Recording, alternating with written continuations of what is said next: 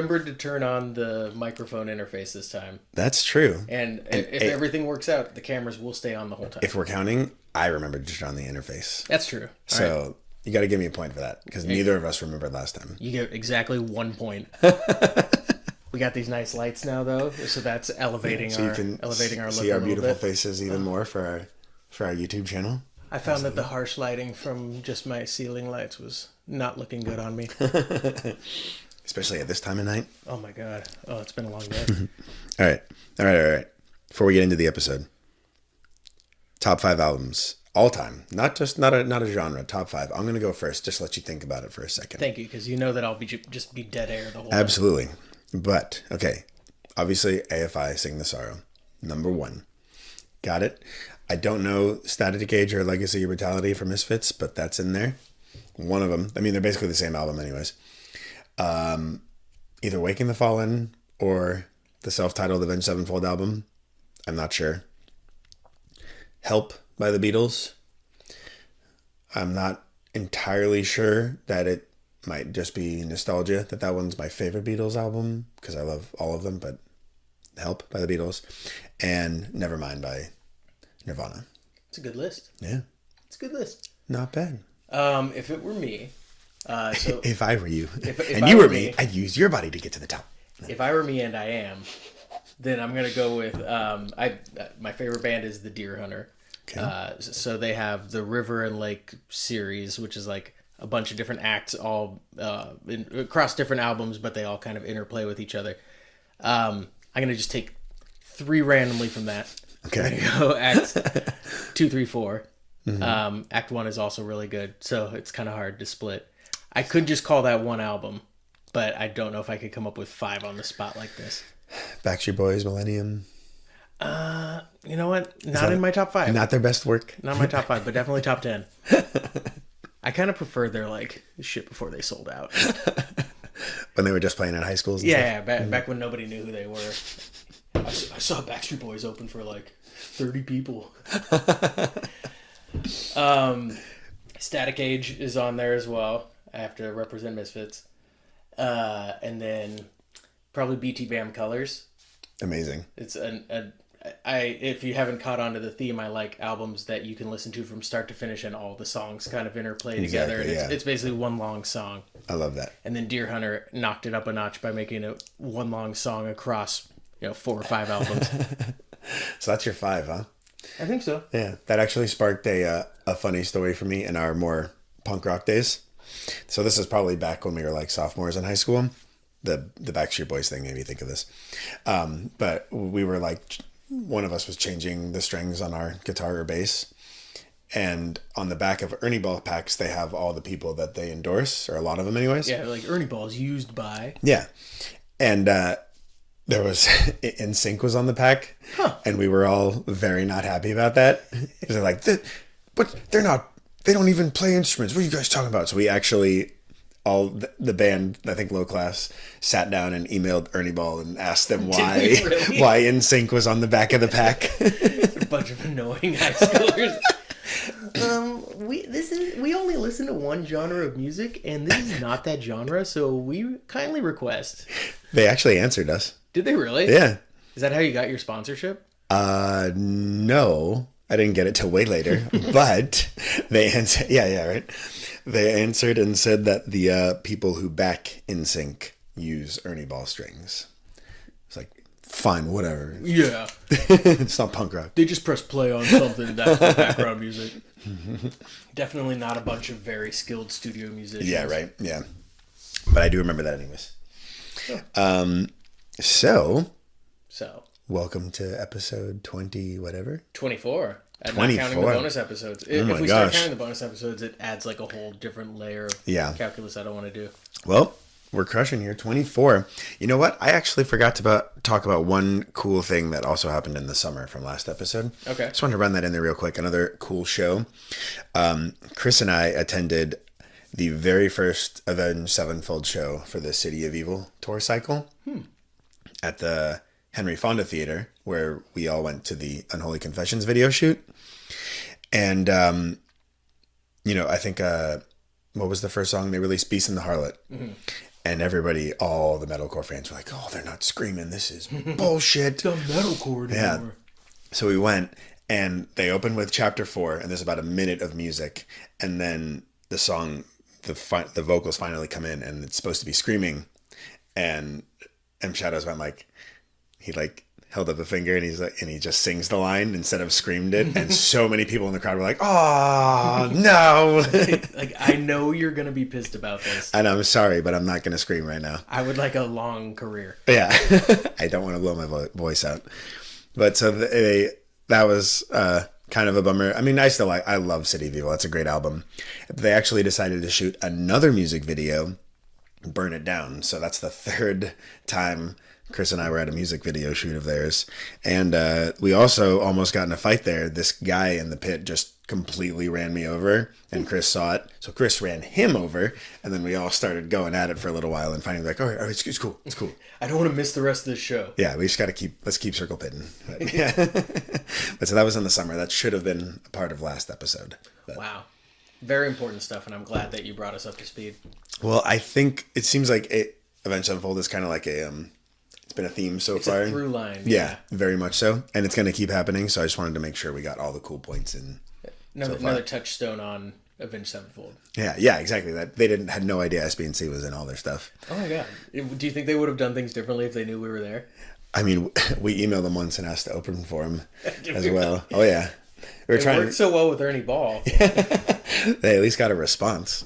But yeah, so for anyone who's counting, Mitch, Chris, Sean, and myself were in the 2003 Warped Tour performance of theirs. That's on the DVD of Second Heartbeat. You say so. Like I watched it a bunch of times, and you were like, "Yeah, here's you right there." And I'm like, I don't know. You can see your mullet flapping in the wind. It's totally you. That could have been anybody.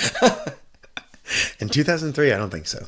That's true. I was doing it before it was cool. We were all at the Unholy Confessions video shoot, and Chris is 100% in the video. And now, I mean, we weren't in the video, but Chris and I were at the shoot.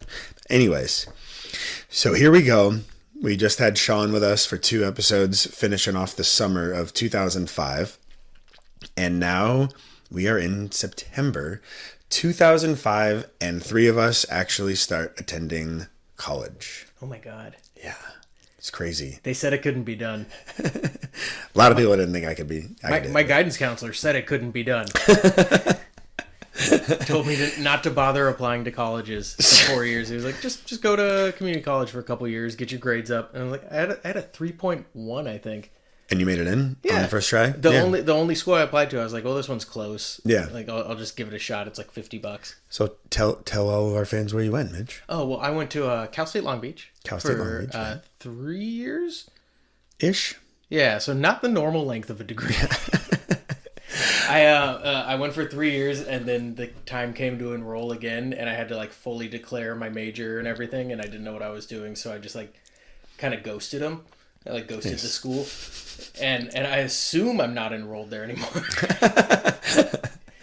Well, this is jumping ahead, but yes. Do you have any fun? I know you you joined a thing and you did a lot of stuff, but that's not gonna be till the next episode, so don't talk about that. But do you have any fun memories of you actually moving down to Long Beach and going to college right away? Because from my recollection, you moved into the dorms right off the bat, yes. Right? I moved into the dorms. I made friends with my dorm mate, but every other dorm in the suite was baseball players. It was a bunch of kids who were on baseball scholarships. Dang. So they were all super tight together. And then it was just me and my roomie, and we're not baseball players. So we hung out a bit. He also lived pretty nearby, so he was home a lot. So I kind of had the place to myself for the most part. But nice. No real fun memories. That I remember my RA, the resident advisor for those who didn't go to college, is that I know what that is though. Yeah, he's the guy who's in charge of making sure that we're not sneaking girls in and selling drugs out of our dorms. He was a really cool dude that I only spoke to very briefly, but I was immediately oh, he's the narc, don't talk to him. Really? and I remember one time he came out of his room and he had 4 people in his room and all a starlight on. He was very clearly just getting high. And I was like, oh, I could have been having so much more fun. So this is fine, yeah. All right, so no real memories. Nothing crazy? No, because it wasn't far enough away from home that Right. I needed to do anything down there, I would just come back home. I was still coming home to do my laundry. Right. Yeah. So, okay. So you moved to Long Beach. As we said, Chris and Sean are still in high school. Josh went to El Camino College, which is a community college. It's where my guidance counselor started that. Yeah.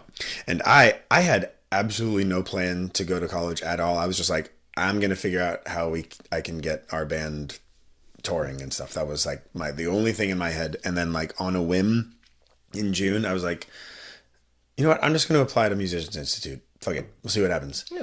And I got in. That was really just like a last second thing. So I moved up to Hollywood in September. Right. Yeah. It was really weird. I went up there with my parents to try and find an apartment one day, and I ran into 3 other people that were also looking for an apartment together. And I just ended up moving in with these 3 guys that I met. we found a place and got an agreement that day. So it was one guy from Colorado, one guy from Brazil, and one guy from Sweden, who I just met, and moved in with them within 24 hours. I'm gonna say this many more times in the podcast, but it's a miracle you're not dead. Those guys could have been wearing you like a suit. Yeah. So I lived on up by the Capitol Records building on Wilcox, and one of the guys' name was Squirrel. Yeah. So is that his given name? Or no, he made it up for himself. You met him. Yeah, no, I did. He was a fantastic bass player, but so there was 4 people in a 2-bedroom apartment, and I did not sleep in my room one night. I took my mattress and I rolled it. I took it out by the TV, and I just laid it down in front of the TV, and I slept out there every night because he made me uncomfortable. Like how so? Sexually or? I mean, okay, I'm just going to give an all-encompassing overview of my time at Musicians Institute here, because there's only one show in this episode, because I wanted to talk about how we everything was changing. You got to run the length of the episode out. Yeah. Well, no, I just thought, there's a lot of shit that happened with this, but so the things that I was just like, nah. He had long hair, as did, pretty common musician thing. I'm pretty sure that's how you get into the school. Yeah, exactly. How long is your hair? But so he would, instead of cleaning his hair out of the shower, he wrote "squirrel" in his hair and put it on the shower wall. I was just like, You clean it. Absolutely not. Also, he smoked a lot, which I do not, and I didn't really feel like breathing that in all night. Or cigarettes? So, both. Oh, both. But okay, so for the weirdest squirrel story, so a girl that I was seeing would come up and stay with me a lot, but we would just sleep out in the living room. Yeah, by the TV. And I have to have the TV on when I sleep. I can't sleep in silence, and I would more than often not would fall asleep to Super Troopers. But one morning, I woke up, and the TV was on mute, and there was porn in the DVD player. Oh. So no. After we had fallen asleep, me and my girlfriend, he had switched out Super Troopers for porn and put it on mute. It's like, dude. Jesus Christ. What the hell? I think you might be being unfair to Squirrel. It could have been your girlfriend.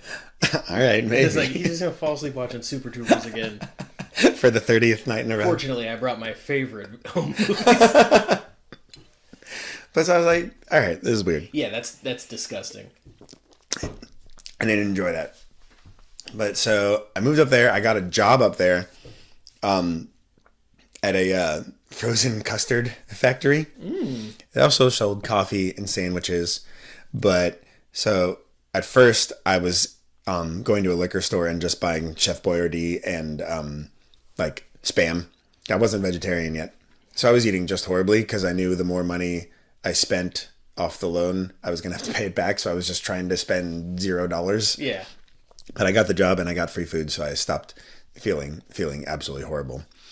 Yeah, now you're just eating custard. Yeah. But anyway, so I went to a music school and it was amazing. I definitely feel like I got a lot better. I was, the school's open 24 hours. So I literally, after I was done with work, I could just go back and practice all night with an amp and stuff.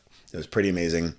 They made you perform live, so you would have to learn songs like for your grade and play them.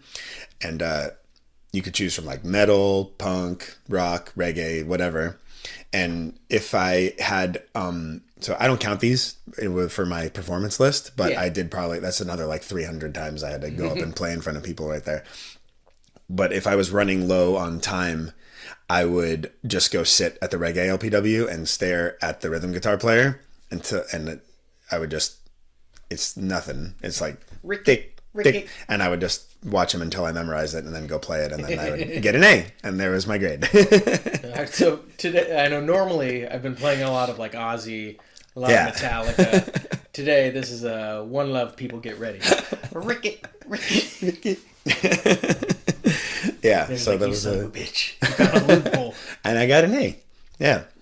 And this also would become the time that I fell in love with Seinfeld. I would come home from work.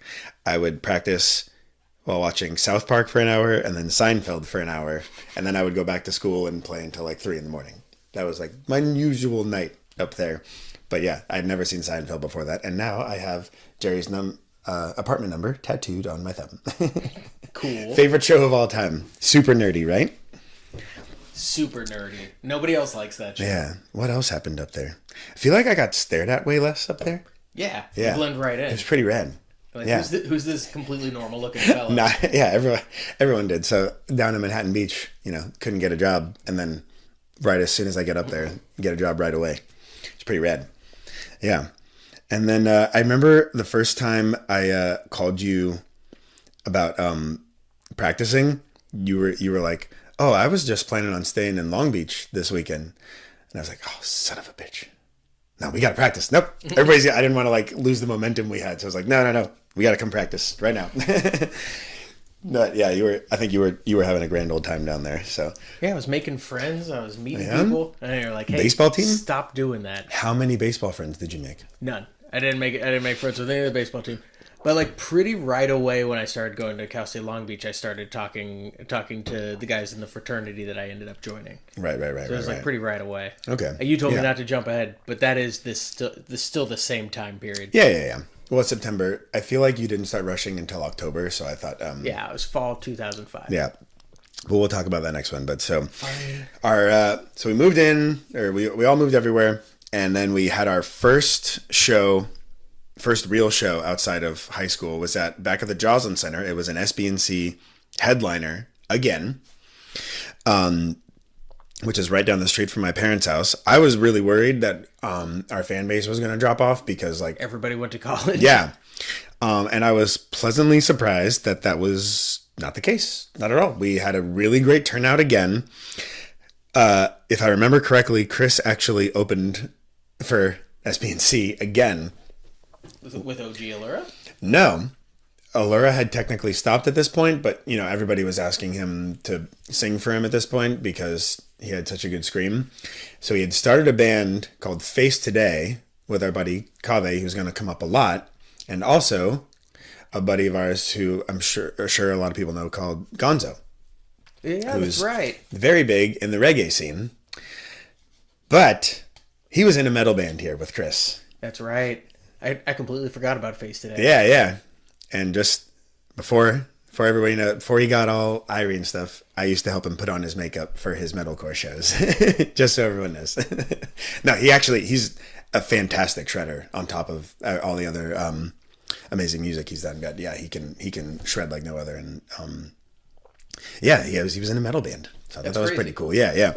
But yeah, I knew that, but it's still crazy that like he is now a successful reggae artist. Yeah. And doing well for himself. But he was in a metal band with Chris. And so right before the show started, this is really like my main memory besides Chris opening for us. Josh was like, I don't feel so good. Oh, that was this show. Yeah.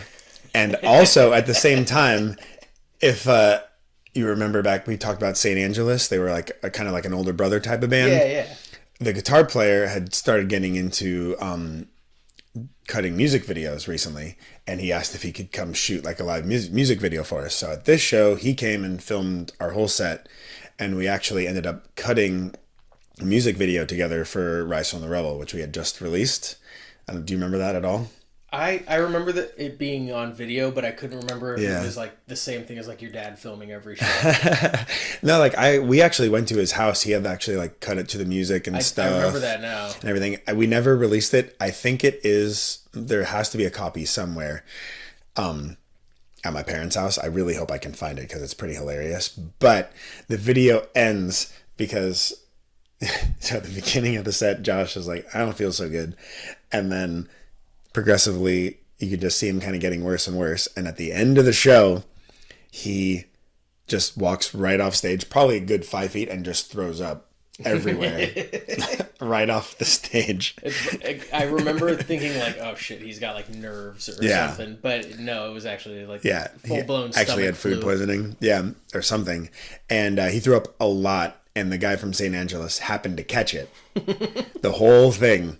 And he put it in the music video in slow motion at the end. Super jackass. Yeah, very cool stuff to have in your cool music video. Yeah. So that was, it was a great show, but that was a rough way to end it.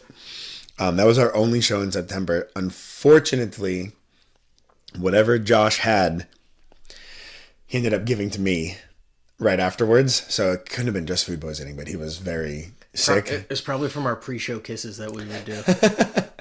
That's how we have to do it. Do like, all right, everybody, kiss on 3. 1, 2, 3.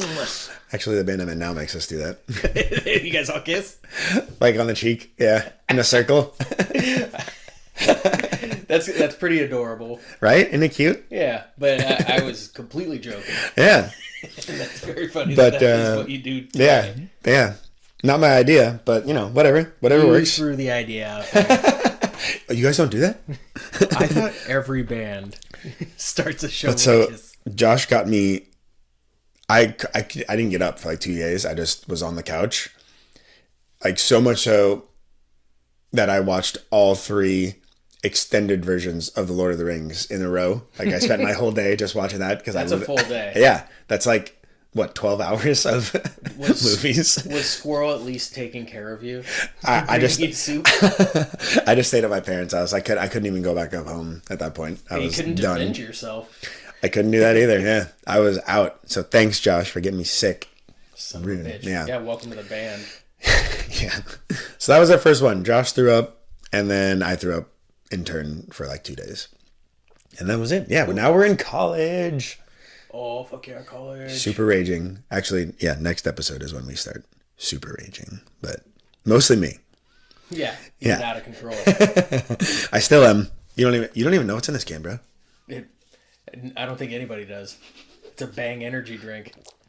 Oh, yeah. I have cancer now. Yeah, most of that stuff does not actually exist on this planet. it's all alien stuff. For 18 plus only. Jesus. All right. Well, that was our September 2005. Oh, next month. Fun. What happens, Mitch? Mitch joins a sorority. Joins a fraternity. Kappa Kappa Gamma, I thought, wasn't it? That was not it. This is the kind of bullshit that I had to deal with the whole time. But you know what? I don't care what people think about me. I enjoyed myself. Well, we're going to hear about it in 2 weeks. Yep. Cool. Cheers, everybody. Cheers. See you in a couple of weeks. Make sure to like, share, and subscribe, and join fraternity. Leave us that 5-star review. Yeah. Can you leave reviews on Spotify? Yeah. Oh. Yeah. Oh, hey, do that. Why don't you do that for us? Just help us out, dude. Yeah, I didn't know. It's like voting for yourself. Come on, just do it. You're allowed to do it once. And I'll use all my spam bot accounts that I have set up. Yeah. All right. Bye. Bye.